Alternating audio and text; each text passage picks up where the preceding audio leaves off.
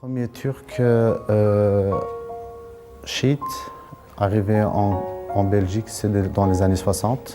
Et j'ai eu l'occasion de lire, entre autres, les livres du Chiite Mohamed Bakr Sadr, alors que j'étais fort versée dans tout ce qui est approche scientifique. Donc j'ai trouvé vraiment que par ces démonstrations, j'ai pu être convaincue de l'existence de Dieu. Les imams qui étaient au devant de la scène, forcément, lorsqu'on parle d'une mosquée, on suit le guide religieux de la mosquée, étaient également les précurseurs et donc avaient déjà ou embrassé la tendance ou au moins s'étaient rapprochés de cette tendance religieuse. فذهب مجموعة من الإخوة الشباب الذين كانوا في مركز الإمام غزا ودرسوا سنوات طويلة في حوزة قوم وعادوا إلى هذا المركز لخدمته ومنهم الشهيد الشيخ عبد الله الدهدو الذي أصبح إمام هذا المركز. Un jeune homme qui me disait que lui, c'est un combat de rue, quoi. C'est un combat de rue, qu'il est dans certains quartiers de Bruxelles et qu'il en vient aux mains contre des sunnites et que c'est assez tendu. In 2012, the evening of the 12th of March before evening prayer, Al-Ridha Mosque was inflicted with terror from an attacker intent on burning it to the ground. The suspect entered the mosque armed with an axe and ready with a knife. The attacker spread flammable liquid across floors and walls before setting it all alight, shouting Syria and Shia hate.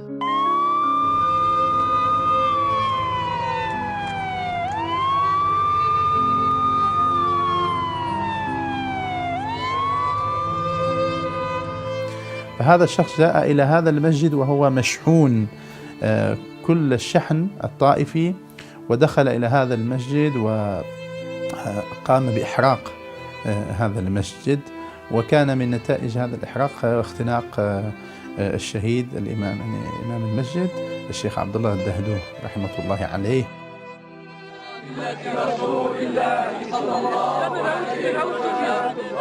فدائما وأبدا على طول الحياة على طول الخط يجب نحن كموالين أن نطلب من الله أهم شيء في حياتك حسن العاقبة.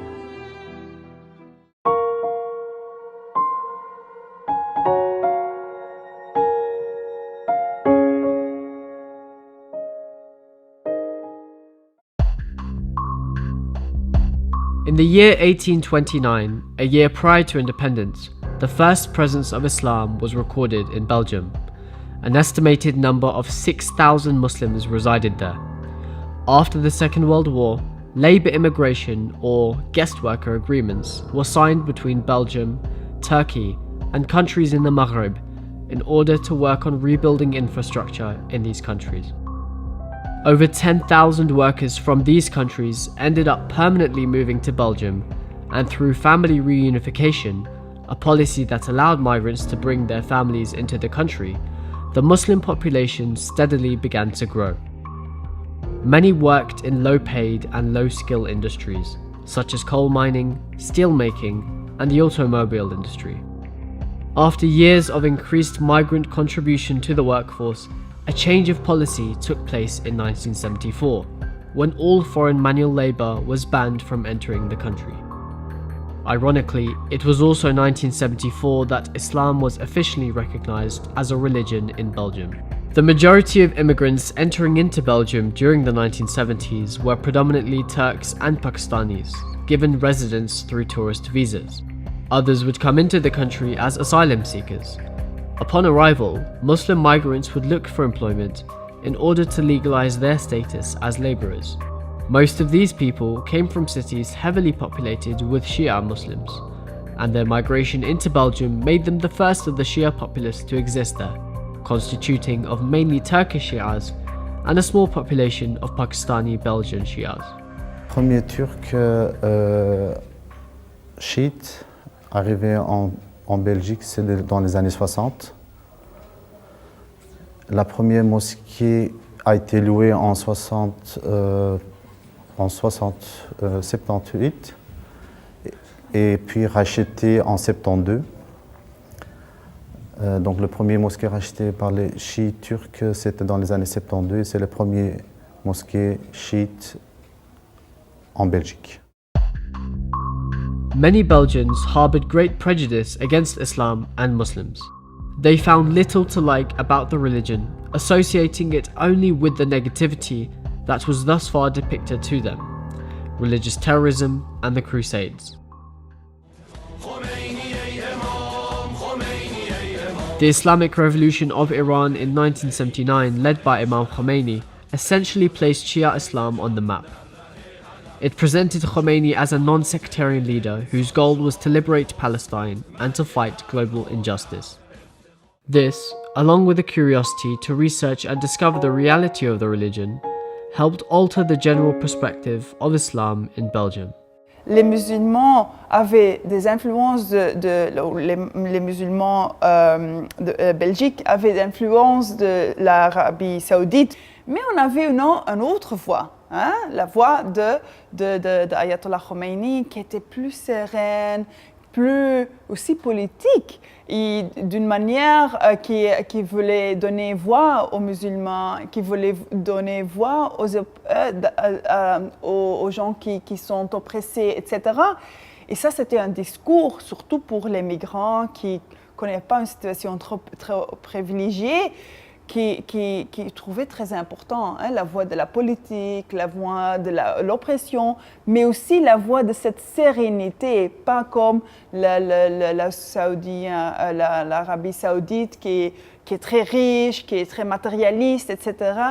Et on a vu vraiment des personnes qui ont dit, oui, cette tendance est plus attirante pour moi, et qui sont convertis vis-à-vis le chiisme, et après, à travers des contacts, ils ont vraiment eu le potentiel et les possibilités comment le dire, de convaincre plus de personnes de cette idéologie chiite. Je m'appelle Isabelle Prel, je suis convertie à l'islam chiite depuis à peu près 32 ans.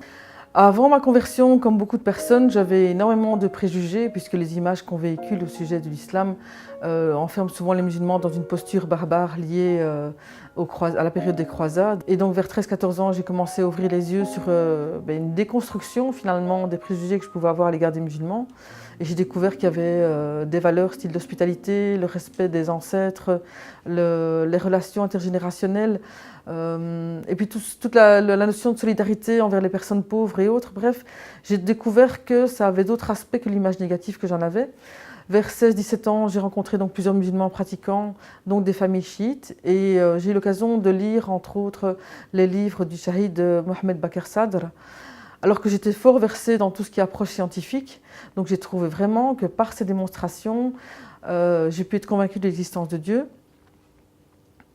Et donc sur cette base-là, je me suis dit, bon, Dieu nous a créés et il nous a laissé des modes d'emploi pour vivre en harmonie avec la société.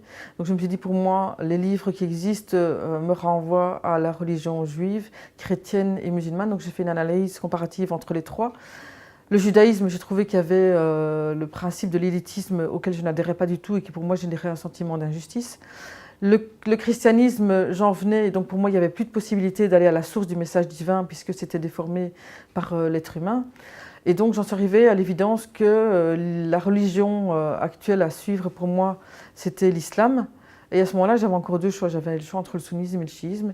Et j'ai vraiment trouvé dans le chiisme une approche, pour une personne qui était féministe avant d'être musulmane, une approche des droits de la femme qui m'a vraiment convaincue que la femme dans l'islam chiite pouvait accéder à des droits et au respect de sa dignité, que dans toutes les autres idéologies, croyances, elle était instrumentalisée ou infantilisée ou oppressée. J'ai trouvé dans l'islam chiite aussi toute une démonstration scientifique et toute une approche raisonnable de tous les principes de la croyance. Et donc ça m'a vraiment mis en évidence que, en plus, la meilleure manière d'être dans l'authenticité du message islamique, c'était à travers la famille du prophète, qui étaient donc des gens purifiés et qui nous permettaient d'avoir un accès garanti à l'essence divine du message musulman, avec toutes les valeurs d'éthique de bon comportement et d'éducation de soi et de l'âme qui nous permet de vivre en harmonie avec tous les autres. Quand je suis devenue musulmane, j'ai trouvé que l'islam m'accordait des droits fondamentaux qu'aucune institution ou qu'aucune structure d'État ne me permet d'investir de la sorte. Donc en islam, j'ai le droit de travailler ou de ne pas travailler si je veux, si j'allaite mes enfants ou si je m'occupe d'eux à la maison ou si je décide par exemple d'être une mère au foyer, ben, j'ai droit à une rémunération. Si y a un héritage dans la famille, ben, l'homme, toute la partie qu'il aura, il va devoir l'investir dans la famille, tandis que moi, si je touche quelque chose par un héritage ou si j'ai un boulot que je suis payée, je peux tout garder pour moi. Plus à travers les modèles de Fatem Zahra, de Zeynep, que la paix soit sur elle, j'ai vraiment vu des modèles de femmes impliquées dans la société, qui prennent des discours politiques devant des assemblées masculines, donc vraiment des postures de femmes révolutionnaires qui prennent position pour défendre le droit contre l'injustice. Et ce sont des modèles qui m'ont vraiment inspirée. Moi, personnellement, j'ai découvert une histoire qui disait, brièvement, j'ai plus vraiment les termes, c'était « Si aimer la famille du prophète fait de moi un mouchrik, alors je suis un mouchrik ». Et donc, alors que c'était de quelqu'un qui était véritablement une référence dans la position sunnite. L'amour pour ces gens peut faire qu'une personne qui a une telle valeur en islam accepte qu'on le considère comme étant mouchrik. Et donc c'est comme ça, donc cet intérêt pour l'amour, cet intérêt pour considérer que l'amour peut rapprocher d'Allah subhanahu wa ta'ala, c'est un concept qui était vraiment, en tout cas pour moi, révolutionnaire, dont j'avais jamais entendu parler.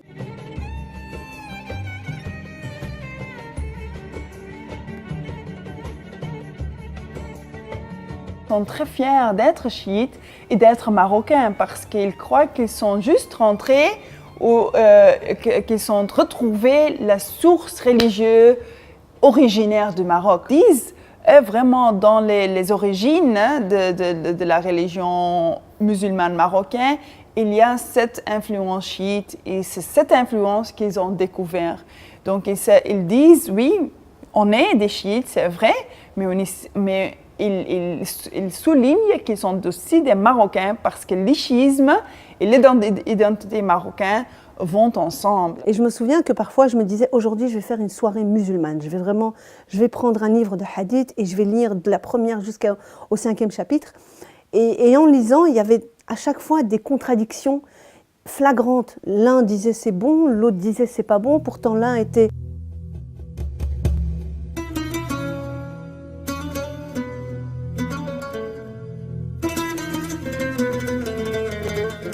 Idris ibn Abdullah, the brother of Muhammad al-Nafs al-Zakiyah and the great-grandson of Imam Hassan ibn Ali, the second holy Imam, was the first Arab ruler and founder of the Idris dynasty.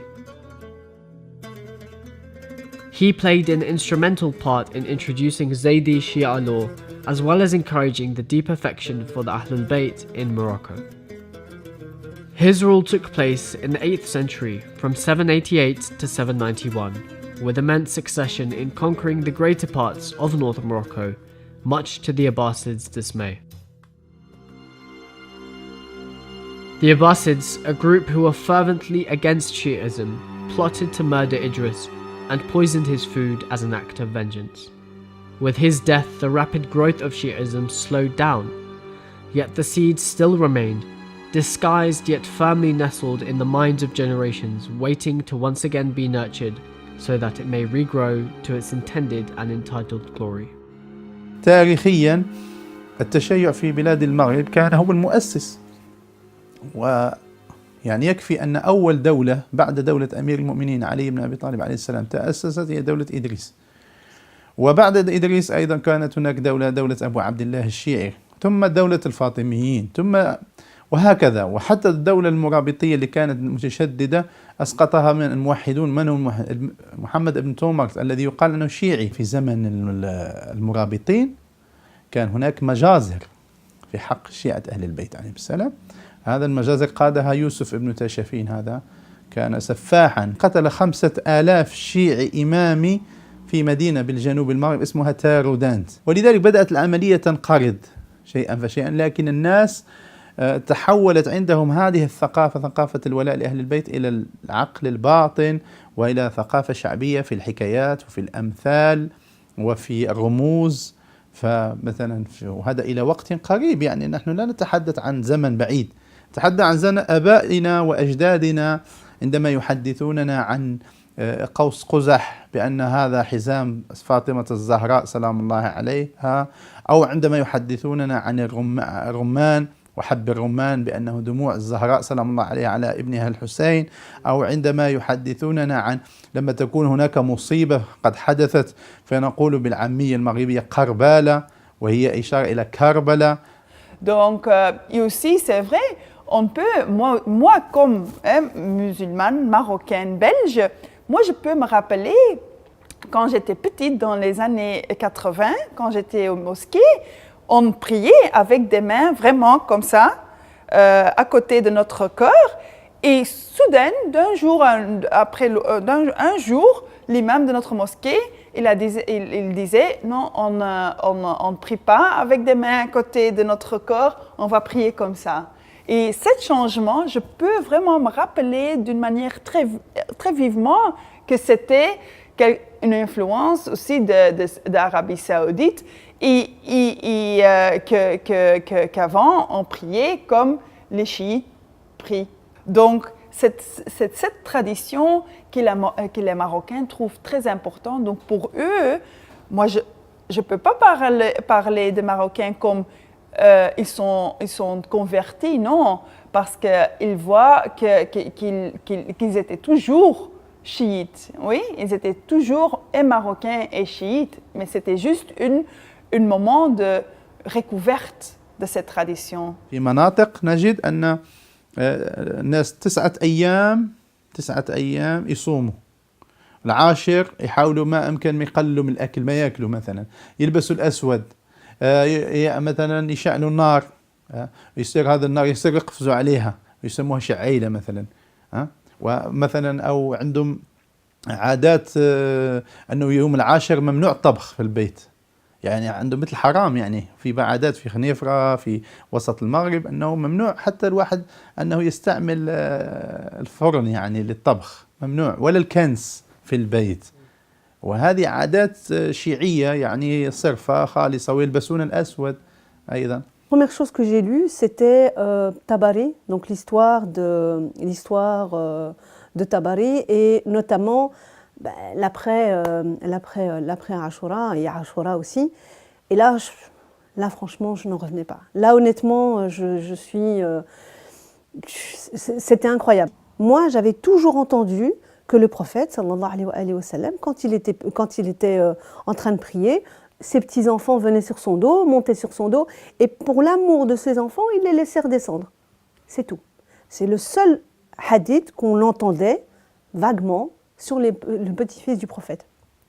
Donc moi, honnêtement, je pensais qu'ils ont dû mourir à l'âge de 4-5 ans, c'est tout. Là, j'apprends que c'est pas vrai, qu'ils ont vécu jusqu'à un certain âge, qu'ils ont une histoire énorme, une contribution énorme à la culture islamique, et qu'en plus, ils ont été assassinés aussi sauvagement que ça, sans aucune impunité. Je veux dire, il n'y a personne qui dit... Al-Rahman Mosque was established in the early 1970s, and its primary aim was to cater for the growing Sunni Moroccan communities. In the mid-1980s, a team of 10 Shiites from Bahraini, Saudi and Iraqi origins came to Brussels. Through their engagement with the locals, they managed to create vast awareness of Shia Islam. So much so that one of the former leading Sunni scholars in Brussels, Sheikh Al-Wadrasi, who was also the Imam of the Al-Rahman Mosque, converted to the school of the Ahlul Bayt. Sheikh Al-Wadrasi, who later sent his son to Iran to study Shia Islam, managed to successfully lead a mixed Sunni and Shia community without isolating anyone from the reality that was there.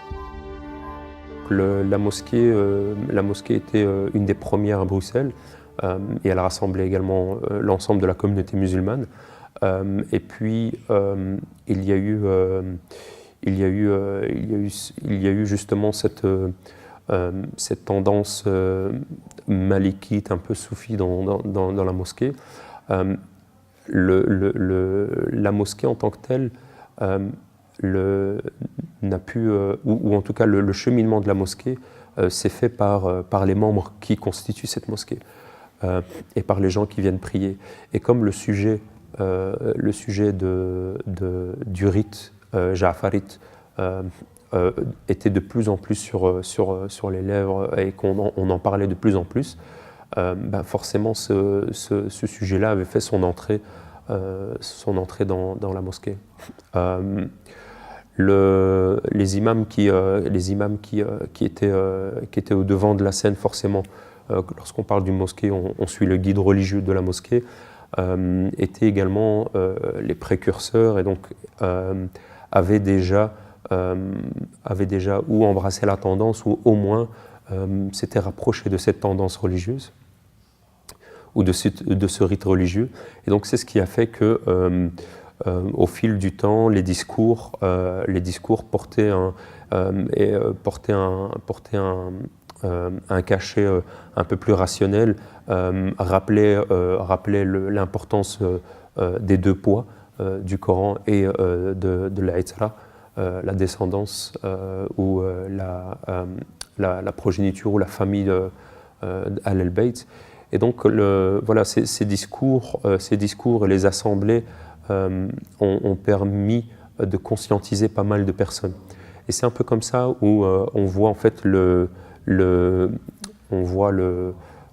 changement s'opérer, mais ce n'est pas un changement du jour au lendemain, c'est un changement qui s'est opéré sur 15 ans, 20 ans, avec des personnes de très bas âge. Moi, j'étais de très bas âge. Les personnes que j'ai vues encore à réapprendre certains rites à 70 ans, à 80 ans. Donc voilà, après c'est pour ça que je dis vraiment c'est un cheminement personnel. Le rite malikite, il prie avec les bras tendus. Donc sur la prière, il n'y a pas de grande différence. Le qunut, par exemple, dans la prière, le qunut, il n'a été introduit, ou certaines pratiques n'ont été introduites par les imams qui ont présidé ou l'assemblée. Elles n'ont été introduites qu'à partir du moment où il y avait une réelle conscientisation. Il y avait un travail en amont, donc on expliquait aux gens ce qu'on faisait. On l'expliquait également pourquoi on le faisait. Et d'ailleurs, si vous assistez aux prières du vendredi actuellement, avant la prière du vendredi, l'imam reprend des sujets de jurisprudence, par exemple la façon de prier selon l'ensemble des rites, selon les 5 rites, et il explique l'opinion de chaque rite. Et ça, c'est important. Là où peut-être c'était sujet à discussion, c'était par exemple de prier sur une turba. Voilà, pour certains ils trouvaient ça vraiment étrange. D'autres qui étaient de tendance salafi trouvaient que c'était du shirk. Et puis voilà, je veux dire, chacun a son petit casier de prière et chacun prie. Et à partir du moment où l'imam joue vraiment le rôle de modérateur religieux et qu'il puisse expliquer à chacun la position de chacun, celui qui suit le rite salafi, pourquoi il ne prie pas sur une turba, celui qui suit le rite maliki, qu'est-ce que dit l'imam Malik par rapport à ça. Voilà. L'objectif, c'est d'ouvrir la discussion, d'ouvrir le débat, et pas de dire celui-là il prie pas comme ça ou celui-là il prie pas comme ça. Moroccans who would occasionally attend the Turkish Shia Center naturally felt the need for an establishment that aligned more to their own culture and language, somewhere that held a stronger connection to their own roots. In initiation of this, they spoke to Sayyid Jamaluddin Tabatabai, who was fluent in Arabic, and requested that they open a center tailored towards their requirements and preferences. Thus, Al-Rida Center was built, allowing it to be the first purpose-based center dedicated to the reverted Moroccans. تاريخية هذا المركز وعلاقته ببعض هذه الجاليات بدأت منذ فترة، منذ ما بعد الثورة الإسلامية في إيران. بدأ هناك نوع من الأسئلة التي تطرح وتثار حول مذهب أهل البيت عليهم السلام. هذه الأسئلة تتوالى، وبدأت الحالة الشيعية مثلا على الصعيد، بعض الجاليات خاصة الجالية المغربية تحديدا بدأت تتفاعل مع هذه الأسئلة، فخلق ما يسمى بحالة استبصار عام داخل هذه الجالية خصوصا في بلجيكا منذ الثمانينيات. فذهب مجموعة من الإخوة الشباب الذين كانوا في مركز الإمام الرضا ودرسوا سنوات طويلة في حوزة قوم وعادوا إلى هذا المركز لخدمته، ومنهم الشهيد الشيخ عبد الله دهدو الذي أصبح إمام هذا المركز.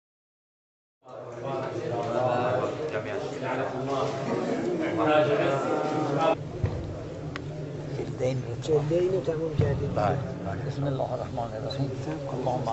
اللهم صل على محمد وآل محمد. اللهم صل على محمد. The phenomenon labelled as Shi'aphobia grew within Belgium to extreme heights, to an extent by which violence between the young was not uncommon, and books promoting anti-Shia sentiment were found in abundance at other centres of faith. This put many Shias in an uncomfortable and unsafe position, where it became necessary to be discreet about disclosing their faith publicly. Je suis mariée avec un homme qui fréquentait des chiites et qui était sunnite. Je lui ai dit d'emblée que j'étais chiite, ça ne lui posait aucun problème. À ce moment-là, il était très ouvert. Et par après, durant le mariage, il s'est refermé. Il a commencé à fréquenter des amis, des bibliothèques où il trouvait plein de bouquins contre les chiites. Et il a commencé à me discriminer, à ne plus m'adresser la parole, à me dire que j'étais pire qu'une juive, à ne plus me saluer. J'entendais que les chiites se tapaient dessus, les chiites c'était du sang, les chiites adoraient d'autres que Dieu, ils avaient des pratiques quasi que l'on voit avant l'islam. J'ai rencontré un jeune homme qui me disait que lui, c'est un combat de rue, quoi. C'est un combat de rue, qu'il est dans certains quartiers de Bruxelles et qu'il en vient aux mains contre des sunnites et que c'est assez tendu. Donc par exemple, moi quand je me retrouve dans un endroit où je vois que c'est des rigoristes dans certaines mosquées ici à Bruxelles, si jamais je me dis, si jamais ces gens-là savent que je suis chiite, voilà, je sais que ça pourrait très mal se passer. Et donc moi, de mon côté à moi, c'est le genre d'endroit où je n'envisagerais même pas d'aller mettre les pieds. الوضع في المغرب لا يسمح لهؤلاء يعني أنهم يعبرون عن بشكل واضح عن هويتهم. فهناك سعي حثيث من قبل الأجهزة الأمنية يعني في المغرب مثلا نحو رصد هذه الحالة، معرفة الأشخاص من هم هؤلاء الذين تشيعوا وما من هم رموز هذه الحالة إلى آخره، في عملية الاستباقية لمحاولة تكميم الأفواه ومحاصرة هذا الوجود. En classe, j'ai pris un peu de confiance avec un élève que je pensais qui était ouvert. On discutait pas devant la classe, mais lui et moi. Et je ne sais pas ce qui m'a pris, j'ai pris confiance avec lui, c'était la première fois que ça m'arrivait. Et je lui ai dit que j'étais chiite. Par après, je lui ai fait des remarques parce qu'il ne se comportait pas toujours bien, etc. Et il n'a pas accepté ces remarques et il a commencé à révéler devant la classe que j'étais chiite, que je priais sur une pierre et il en rigolait bien parce qu'il disait que j'étais une adoratrice de la pierre. Je pense que là où c'est le plus flagrant, c'est sur les réseaux sociaux. Et c'est notamment quand on regarde des vidéos et qu'on voit en dessous les commentaires des uns et des autres, je pense que c'est là que ça se déchaîne le plus et c'est là que les tensions sont les plus vives en fait. De ce que c'est. Alors le pire, c'est quand vous êtes sur des réseaux sociaux. Sur les réseaux sociaux, on n'ose pas dire ce qu'on pense. Sur les réseaux sociaux, on entend souvent des choses qui sont dites sur telle ou telle action chiite ou rawafid ou des choses comme ça. Et on se dit, mais si jamais je dis que moi je suis comme ça, comment est-ce que les gens vont réagir? J'ai mon mari actuel qui a un jour rendu visite à cette mosquée sans dire qu'il était de manière incognito. Il a vu les bouquins dans la bibliothèque en arabe, parce que tout le monde ne parle arabe, et il a vu qu'il y avait des bouquins qui parlaient en fait en mal du chiisme. Et ce sont ces bouquins-là que les fidèles, je suppose, arabophones vont lire quand ils vont là.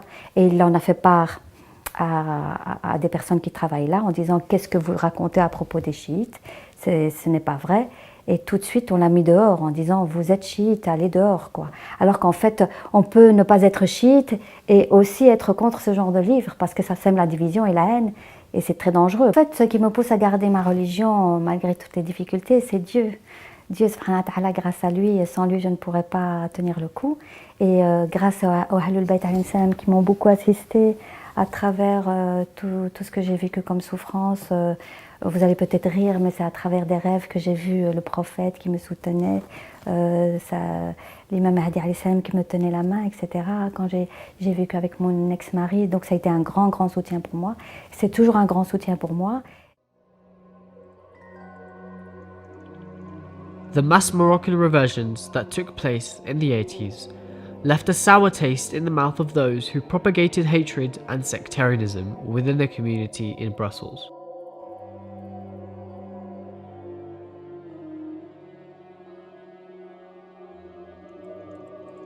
This reached its peak when international sectarian media outlets would use the war in Syria as a pretext to incite more hatred between Shias and Sunnis. This in turn was taken up by extremist imams who would reiterate the notion that the Shia was supporting the president of Syria and must face the consequences. إذن هذا مخطط الآن يقوم به هؤلاء الرافضة مع الأسف في العالم كله ولهذا كان لابد أن نحذر من مخططاتهم. On a reçu quelques menaces vis-à-vis, enfin pas spécialement les sunnites mais surtout des wahhabites, donc ça il y en a partout. Donc des menaces comme quoi voilà les chiites on va vous tuer. Donc en ce qui concerne l'attaque, enfin ce qui s'est passé ce jour-là, c'était le 12 mars 2012. On était, j'avais cours, c'était lundi, donc j'avais école. Je rentrais de l'école, j'avais mon père qui était devant moi à la maison, donc on mangeait. Puis il est venu à la mosquée pour prier Salat Maghrib et Isha. Donc tout se passait bien pour le moment, donc il n'y avait rien. Et d'un coup, on était à la maison et tu as une personne qui nous appelle pour nous dire voilà, la mosquée a brûlé et on ne sait pas ce qui s'est passé, on n'a aucune nouvelle des gens qui sont à l'intérieur. Donc voilà, contactez Cher. C'est ce qu'on a fait, on a commencé à contacter mon père. Il n'y avait aucune nouvelle, il ne répondait pas au téléphone. Du coup, ma mère elle est venue en métro avec mon frère. Et là, elle a appris que mon père est décédé à l'intérieur. Et moi, j'étais toujours à la maison avec les deux petits. Donc moi, je ne savais pas, je voyais des gens qui venaient chez moi à la maison. Et je me disais, ce qui se passe, c'est trop bizarre. Et petit à petit, la maison se remplissait et puis j'ai appris que voilà, il était décédé à la mosquée.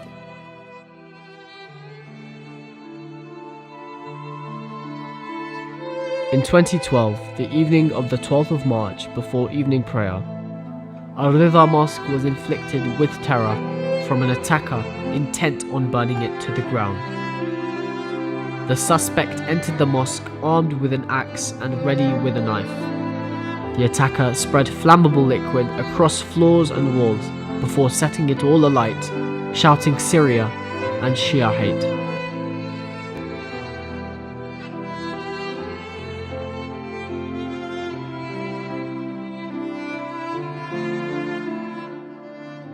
Puis voilà, il a commencé à mettre le feu. Donc mon père, avec une autre personne, se sont enfouis en haut.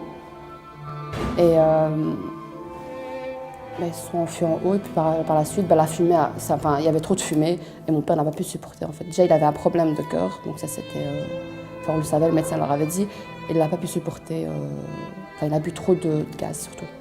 Le médecin avait dit qu'il avait bu 60% de gaz.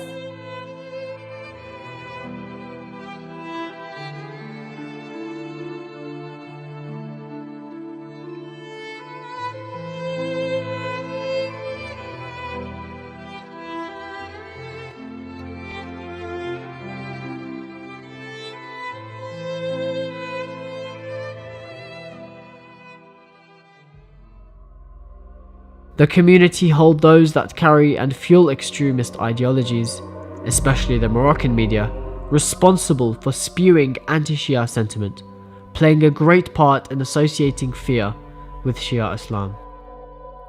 A Moroccan member of parliament was once quoted to say that up to 30,000 Moroccans have converted to Shia Islam, exaggerating the figure to strike fear into the hearts of the Sunni Moroccan community. A journalist from the Moroccan newspaper Al Masar, named Suleiman Al Rasouni, travelled to Brussels and spent time interviewing scholars and members of the Moroccan community. Upon his return, he published a provocative piece titled Al-Masa infiltrates Moroccan Shia Hosseiniat in Belgium and reveals exclusive information about the apostasy of nationals from the Sunni school. He goes on to quote radical speakers who state that the Shia pose a greater danger upon the Moroccan community than Zionism, that Shiism holds the view that killing a Sunni is jurisprudentially lawful. He also quotes another extremist imam who states that the Shia believe that the Quran is corrupted and the Book of Fatima is the only pure book. The journalist Suleiman quotes Sheikh Dahduh saying that we the Shia will criticize any of the Prophet's companions if they have wronged or committed an injustice.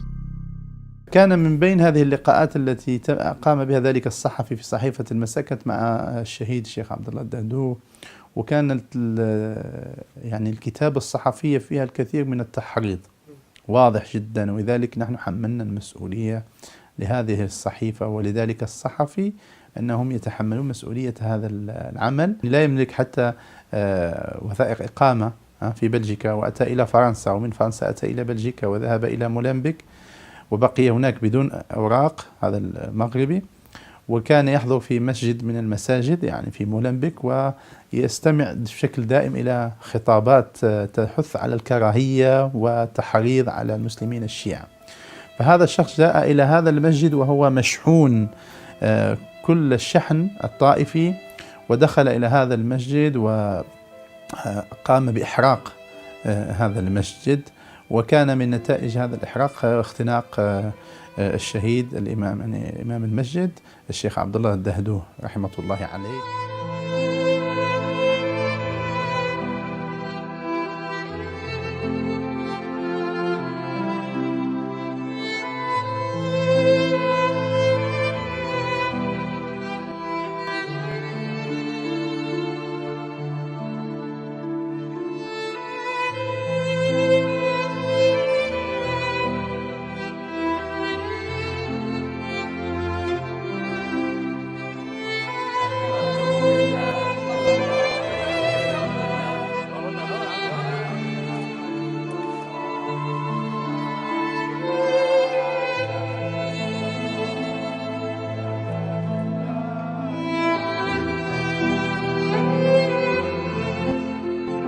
Je pense que les Ahlul Bayt ont vécu beaucoup d'injustices en fait. Donc je pense que tant qu'on est chiite, tant qu'on suit le chemin des Ahlul Bayt, on vivra toujours des injustices. La preuve, les Ahlul Bayt, ils ont vécu, que ce soit Imam Hussein, Imam Ali, Ibn Musa. Donc on prend exemple sur eux et on restera fort sur ce chemin, quoi qu'il arrive, sur ce chemin. Même si ils veulent nous tuer, franchement, même si ils veulent nous tuer et nous dire voilà, vous allez mourir si vous êtes chiite, ben on meurt martyr, on est chiite et on le restera à vie. Enfin, ça c'est mon point de vue et je pense que c'était pareil pour lui en fait. C'était, l'amour d'Ahlul Bayt c'était très important pour lui et mourir martyr c'est quelque chose que toute personne rêverait, je pense. Donc ouais, je suis à la fois contente pour lui, mais ça fait mal de voir que mes petits frères grandissent sans un père, en fait. C'est surtout ça, surtout les petits. Il y a une grosse crainte du prosélytisme saoudien, de dire, bah voilà, il y a un discours anti-chiite qui se propage, et qu'est-ce que ça va amener? Et ce discours anti-chiite, il ne sort pas de nulle part, quoi. Il provient de tensions entre l'Iran et l'Arabie saoudite. Enfin, je veux dire, on ne peut pas dissocier les deux, quoi. Donc, je pense... Les musulmans, où il y a une tendance aussi salafiste extrême qui a vu, par exemple, la communauté chiite comme alliance de Bachar al-Assad. Et pour cette raison, on a vu aussi vraiment l'incendie au mosquée Al-Reda. Donc, pour moi, c'est un acte terroriste. Et la personne, elle a 27 ans de prison, je pense, donc je pense qu'elle le mérite amplement. C'est Allah Azza wa Jalla qui va le punir en fait. Certes, ce qu'il a fait, il a détruit une mosquée, il a détruit, il a tué un père, un être humain. Cette personne, bien sûr, c'est pas une personne que j'aime, au contraire, je le déteste, je lui souhaite n'importe quoi, mais après, quand je me rends compte, je me dis voilà, Allah Azza wa Jalla va le punir et c'est entre lui et Allah. On the night of November 13th, 2015, the city of Paris was hit by terror attacks, killing at least 130 people and wounding hundreds more. The attackers, armed with assault rifles and explosives, targeted 6 locations across the city. The city was hit by 3 explosions, a suicide bomb, and 4 gruesome rifle attacks. Paris was left devastated, in pain and anguish over losses, while Salah Abdel Salam and Mohamed Abrini, 2 surviving terrorists, snuck back home to Molenbeek. Molenbeek is a small Belgian ghetto with an oversized population, suffering from immense poverty and the scars of many failed government revitalization programs. This is the same town which was home to the attacker of the Al-Rida Mosque. The subsequent attacks 5 months later at Brussels International Airport, as well as at the metro station, killed dozens, fueling the notion some hold that Molenbeek is now a breeding ground for terrorists. Communities suffering from this accusation now lay in ruins under a magnifying glass of investigation, with the word guilty already stamped on their foreheads. This left Muslims isolated within Brussels, and yet still, a number of dedicated activists embark upon a journey to clarify the true position of Muslims in this country. Donc les attaques, oui, IS le fait au nom de l'islam. Mais ça n'a rien à voir avec l'islam. Au contraire, l'islam, ce n'est qu'une parole de paix. Que l'image de l'islam est déjà tellement mise à mal aujourd'hui. On voit, on a un collectif ici en Belgique, ça s'appelle le CCIB, le collectif contre l'islamophobie en Belgique, qui a recensé les actes islamophobes après les attentats du 22 mars, et il y avait un acte islamophobe par jour. De toute façon, je pense que les musulmans en Belgique sont marginalisés, point final. Hein? C'est un fait qui est vraiment visible dans toutes les statistiques. Il faut savoir que l'école où je travaille est une école dans un quartier assez populaire, qui reçoit beaucoup d'élèves à difficulté aussi. Et c'est la seule école en fait qui permet, une des seules écoles, des rares écoles en Belgique, qui permet à la femme professeure de porter le voile. Et vu ma situation, on ne me permet pas de me donner mes droits, les heures en supérieur, etc., je n'ai pas beaucoup de portes de sortie. Je suis obligée de continuer à travailler là, alors qu'une femme non voilée pourrait très bien partir et trouver une autre école où on pourra plus la respecter. C'est une école avec beaucoup de difficultés, avec des élèves parfois au comportement difficile, dangereux parfois. J'ai plusieurs amis qui n'osent plus sortir à cause de ça, parce qu'ils reçoivent toutes les... je ne sais pas dire en français, tous les... menaces. Oui, toutes les menaces.